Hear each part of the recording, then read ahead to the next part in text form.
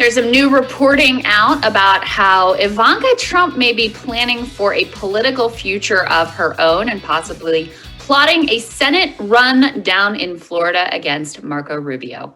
So joining us now to discuss, Ryan Girdusky. He's author of They're Not Listening, How the Elites Created the National Populist Revolution. Good friend of the show. Good to see you, Ryan. Thanks for joining us, man. Thank you for having me. So, Ryan, one of the quotes that caught my eye was the Steve Bannon quoted within this piece saying that the second most populist fire breather in the White House was Ivanka Trump. I found that interesting. I'm curious for your take just on how Ivanka very clearly wants to have a political career in the future. I'm not sure how it would work out if she primaried Marco Rubio, given he's got his own problems there. But what do you make of what Steve is saying there and just how she's positioning herself? Well, presidential pardons aren't cheap, and they cost you your dignity, apparently. So, I mean, it's not true. It's not true in the slightest. Ivanka wasn't the most populist. She did one populist thing, I think, her entire time, which was she advocated for increasing child tax credits, which is great, and she did do that successfully. And her sponsor in the Senate was Rubio. Rubio and Ivanka worked really close on a lot of child tax credit issues. So it strikes me as odd. I mean, I've heard the rumors before the reports came out that Ivanka was looking at creating some kind of political future for herself, maybe running directly in 2024. The problem for Ivanka is no party wants to have her. She's not conservative enough for a Republican. She's a Trump, so that will kick her out of the Democrat Party. And I mean, I think it's this looming belief by most people that this sequel will be a lot more like Grease 2 than The Godfather 2.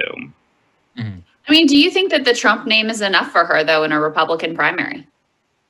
I mean, maybe if her dad gets out there, but I mean, Florida is a very special kind of state where you have a large chunk of Cuban Republicans, and you have a Cuban state senator, or Cuban U.S. senator, rather. And I think there might be, Rubio is not like he just walked into the state, moved there, and ran. He's been there for a very, very long time. Defeated Charlie Crist, the former governor, and pushed him out of a primary. So it's not like he's not a political animal. He very much is. And I just don't know if Ivanka wants to be a U.S. senator. I mean, especially if she has aspirations to run for president, why even have a record? She didn't do much in the White House. She went across the entire world giving women's conferences, speaking slowly, and then she gave that RNC speech where she said people wouldn't believe I'm still here, as if she was accepting the nomination. I just think that if she's going to run, she'll probably just run for president. I don't really see how she'll want the record. I mean, maybe she'll do the Hillary Clinton path of failing upwards from U.S. senator to be a presidential candidate. But I don't know if the Trump name is enough, even in Florida. Yeah, I think that's a good point. Ryan, in general, what do you make of the Trump family as they're trying to position themselves in this kind of post-Trump age? You've got Jared Kushner, obviously wants to be known as some sort of like Henry Kissingerite figure. Lara Trump apparently looking at running in North Carolina. Now Ivanka here as well. You've got your finger on the pulse kind of the Republican base and of this movement. How do you see that all playing out in the next couple of years? There was an interesting poll coming out that Unheard, the website Unheard, put out that it was something like 55% of Republicans want someone who has Trump's policies, but not the Trump brand of being kind of rude and tweeting all day. I think of the three, the most likely to run is Lara Trump at the rally for the president on January 6th before the chaos ensued at the Capitol.